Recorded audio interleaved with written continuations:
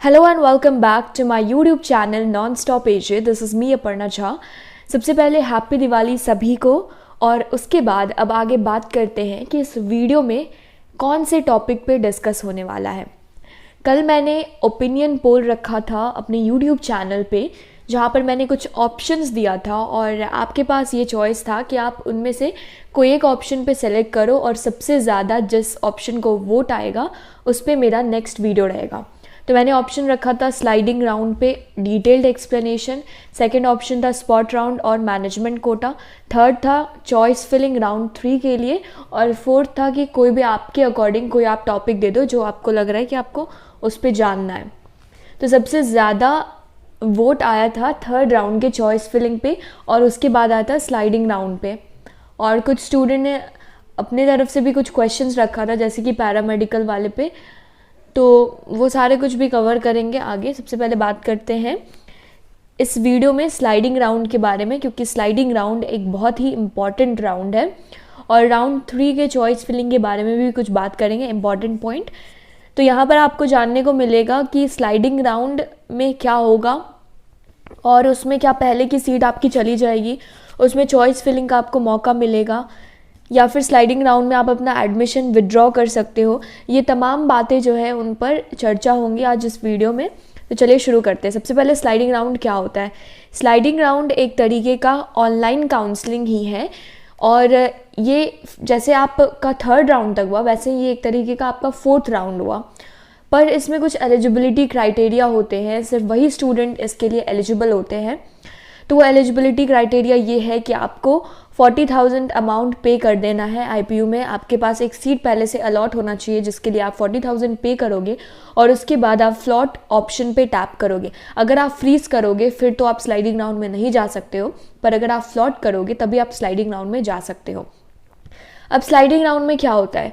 Sliding round में सारे तरह का रिजर्वेशन ओवर हो जाता है, और उसमें जैसे अगर आपने जो भी चॉइस फिल करा है तो अभी आपको जो कॉलेज मिला है, अगर उससे ऊपर वाले कॉलेज में किसी भी इवन रिजर्वेशन के सीट पर कुछ स्पेस खाली है तो वहाँ पर आपको मौका मिल सकता है, क्योंकि इस राउंड में सभी स्टूडेंट को एक बराबर ट्रीट किया जाएगा। सारे तरीके का रिजर्वेशन ओवर हो जाता है। मतलब अगर 300 इनसाइड दिल्ली वाले के लिए तो 300 आउटसाइड दिल्ली वाले के लिए भी होगा, और अगर 300 डिफेंस के लिए है तो 300 जनरल के लिए भी होगा, यानी कि सब कुछ इक्वल हो जाएगा। तो इस राउंड में पार्टिसिपेट करने के लिए किसको जाना चाहिए, तो जो भी जनरल कैटेगरी से हैं उनके लिए ये राउंड बहुत ही अच्छा रहेगा, बहुत बेनिफिशियल रहेगा। पर जो रिजर्व्ड कैटेगरी के हैं उन्हें कुछ इश्यू आ सकती है इस राउंड में, उनका पहले वाला सीट में भी इश्यू आ सकती है। तो इस वजह से जो भी अनरिजर्व्ड कैटेगरी से हैं सिर्फ वही जाए, और जो भी किसी तरह के रिजर्व्ड कैटेगरी से हैं वो इस राउंड में ना जाए। ऐसा पर्सनली मेरा रिकमेंडेशन है। बाकी अगर आपको रिस्क लेना है then you can go for that. तो यहाँ पर अब इम्पॉर्टेंट ये है कि चॉइस फिल करने मिलेगा या फिर नहीं। तो चॉइस फिल करने आपको इस राउंड में नहीं मिलेगा। आपका जो राउंड 3 का चॉइस फिलिंग है वो लास्ट चॉइस फिलिंग है आपके एडमिशन प्रोसेस का। तो इस वजह से राउंड 3 में आप चॉइस फिलिंग बहुत ध्यान से करना कि अगर आपको सारा रिजर्वेशन ओवर हो जाता है तो आपको क्या चांस है वो पर्टिकुलर कॉलेज मिलने का, उस अकॉर्डिंग आप उसे ज़रूर डालना। अगर आपको राउंड 3 में सीट अलॉट हो जाता है तो ऐसा सोच के आपको राउंड 4 के लिए यानी कि स्लाइडिंग राउंड के लिए भी चॉइस फिलिंग करना है। अब जैसे कि आप क्या कर सकते हो कि आप एक बार कट ऑफ देखो राउंड 2 का, उसमें आप अपनी कैटेगरी का सबसे लास्ट कट ऑफ क्या है। जैसे कि अगर मैं BBA की बात करूँ तो मैंने वीडियो भी बनाया था 9,000 समथिंग है। तो 9,000 के अंदर जिस भी स्टूडेंट का रैंक है तो वो उनके पास चांसेस है कि उनको ईजिली कॉलेज मिल जाएगा। तो आप यहाँ पर सबसे पहले एक सीट ले लो, सारा कॉलेज फिल करके आप टॉप 5 भी डाल देना, क्योंकि अगर बाई चांस वहाँ पे स्पेस रहा तो चांसेस है कि आपको मिल सकता है अगर रिजर्वेशन ओवर होता है तो यहाँ पर आप सारा कॉलेज फिल कर दो तो एटलीस्ट आपको एक सीट मिल जाए थर्ड राउंड में, ताकि आप स्लाइडिंग के लिए एलिजिबल हो पाओ। अगर आप अनरिजर्व कैटेगरी से हो तो आपको बहुत बेनिफिट मिलेगा स्लाइडिंग राउंड में। और जिन्हें सीट अलॉट नहीं हुआ है वो भी एक ट्राई कर सकते हैं कि सारा कॉलेज फिल कर दे। इस बार रैंक वाइज आप कॉलेज फिल करें ताकि आपके पहले प्रेफरेंस को पहले प्रेफर किया जाए, अगर आपका कट ऑफ उस अकॉर्डिंग आता है तो इस बार आपको ज़्यादा कुछ सोचने का ज़रूरत नहीं है। आप सारा college top to bottom fill कर दो। अगर आपका ज़्यादा लो रैंक है तो आप टॉप 5 कॉलेज ऊपर से स्किप कर सकते हो और बाकी सारे कॉलेज को आप रैंक वाइज फिल कर दो, ताकि अगर सीट आपको मिलना होगा तो एक सीट आपको मिल जाएगा। नहीं तो फिर आपके पास स्पॉट राउंड है जिन्हें भी सीट अलॉट नहीं होता है राउंड 3 में।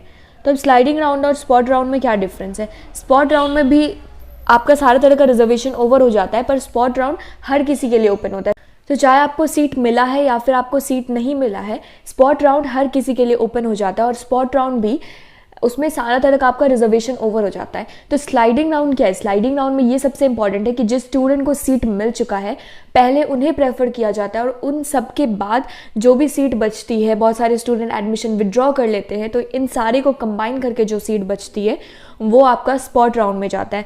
और क्या स्लाइडिंग राउंड में आपका पहले का कॉलेज हट जाएगा?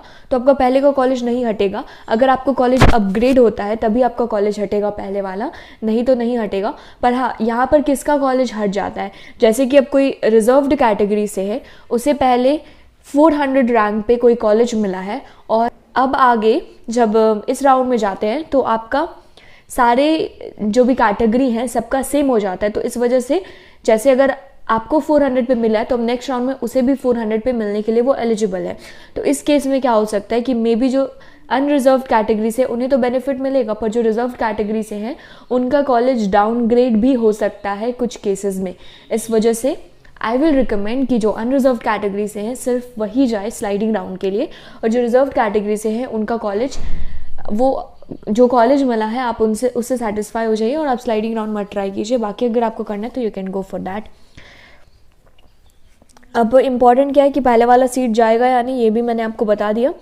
और एडमिशन विड्रॉ करने की अगर बात की जाए तो सबसे पहले थर्ड राउंड का आपका जो चॉइस फिलिंग है वो है 3 नवंबर 2021 से 7 नवंबर 2021, यानी कि 7 तारीख तक आपका चॉइस फिलिंग है और 9 तारीख को आपका रिजल्ट डिक्लेयर हो जाएगा। तो 9 तारीख को आपका रिजल्ट डिक्लेयर होगा, उसके बाद आपको कुछ टाइम दिया जाता है।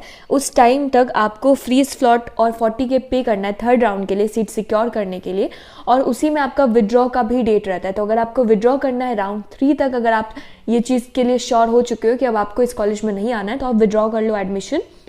पर स्लाइडिंग राउंड में जब आप एक बार एंटर कर जाओगे तो उसके बाद फिर आपका ऑनलाइन विड्रॉल का प्रोसेस तो नॉर्मली ओवर हो जाता है और उसके बाद आपका, मैंने आपको बताया था एक वीडियो में कि कुछ % करके आपका जो अमाउंट है वो कट जाएगा अगर आप रिफ़ंड के लिए अप्लाई करते हो। तो इस वजह से स्लाइडिंग राउंड तक तो आपको फुल रिफ़ंड मिल जाएगा, पर स्लाइडिंग राउंड के बाद आपको कुछ % रिफ़ंड हट जाएगा। तो आई होप कि आपको स्लाइडिंग राउंड के बारे में समझ आ गया होगा, क्या उसकी एलिजिबिलिटी क्राइटेरिया है, किसे जाना चाहिए, और वो स्पॉट राउंड क्या, और स्पॉट राउंड से पहले वो क्यों रखा जाता है, और वो क्या काउंसलिंग का एक पार्ट ही है। मतलब जैसे बाकी राउंड होते हैं वैसे ही ये भी एक 4th राउंड की तरह काउंट होता है, और क्या ये रिजर्वेशन फ्री होता है, या जितने भी तरह के ऐसे सवाल थे वो सारे कुछ अब आई थिंक क्लियर हो गया होगा। और इसके बाद भी अगर आपको स्लाइडिंग राउंड से रिलेटेड कुछ भी डाउट है तो आप वो पूछ सकते हो, और नेक्स्ट मैं स्पॉट राउंड पे भी बना दूंगी एक बार स्लाइडिंग राउंड ओवर हो जाए, क्योंकि स्लाइडिंग राउंड के बाद पहले आपका डॉक्यूमेंट वेरिफिकेशन है और उसके बाद आपका स्पॉट राउंड होगा। So thank you so much for watching my video. Stay tuned if you want more update related to IB University. Thank you so much for watching again.